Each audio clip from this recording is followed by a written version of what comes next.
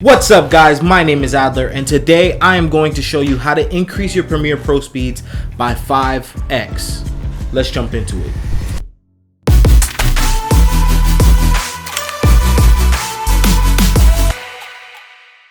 I know the story all too well. You finish spending $2,000 on an expensive rig, or maybe you just got a brand new laptop, but then you get back into Premiere Pro and you realize your computer is still lagging. What the hell is going on? So I actually had this same exact issue on production or post-production for my short film Casey. I was actually in the middle of post-production hell. In the process, I learned just so much about the editing process and just Premiere Pro in general. After the short film, I actually had the opportunity to tackle a lot more edits. And one thing that I started to learn was if I exported something and I was going to send it off to a colorist, my video was going to lose quality if I just exported it the way that I usually exported it. That's where I learned about the codec Apple ProRes. Apple ProRes was created by Apple as a codec that would compress your files but at the same time retain a whole bunch of data. Then I started to learn that the reason why Premiere Pro lags is not because of your computer. It's not really a hardware thing, it becomes a software thing. If you're like me, you come from the background of filming with a DSLR or maybe even a mirrorless camera. Whether you're using a drone or a Sony, you're using a file that's called MP4 or H.264. And according to Premiere Pro, H.264 files are super inconvenient.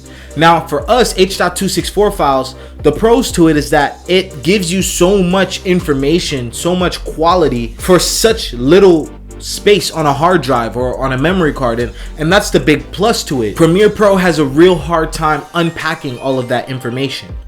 And that's when I found out that just by switching to Apple ProRes, you can go ahead and get much more out of Premiere Pro. The only con about Apple ProRes really is that even though it holds on to a lot of information and data, it's not really hard drive friendly. It'll take up so much space, it's not even funny. But it's a good trade-off because at the end of the day, when you drop your clips into Premiere Pro, you'll notice there's not as much lag as if you were to drop H.264 footage or MP4 footage onto your timeline. And I would actually recommend that you try that out. Try to get Apple ProRes footage, drop it onto your timeline, add effects to it, and then take H.264 footage, drop it onto your timeline and do the same exact edit to it, and you'll notice how crazy your computer starts to act. So some monitors also proxy as recorders for your camera, so you could actually take the monitor, plug it into your camera, and actually record a clean feed of Apple ProRes.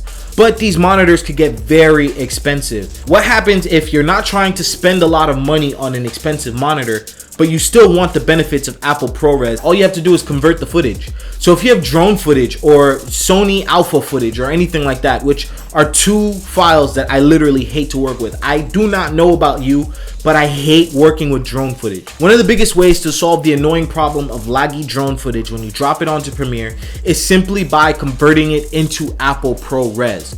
So the way that I do things is I'll take my footage and I'll drop all of the footage into a media encoder. From there, it'll be H.264 and I could go into the settings and convert it into Apple ProRes. Now there's different flavors of Apple ProRes, and if you don't know the difference between them, down in my blog post below, I actually get a little bit in depth on the different Apple ProRes flavors, but that's a whole entire video for another topic. Then after you do that, all you literally have to do is hit start, it'll export everything, and then you have brand new footage that is Apple ProRes.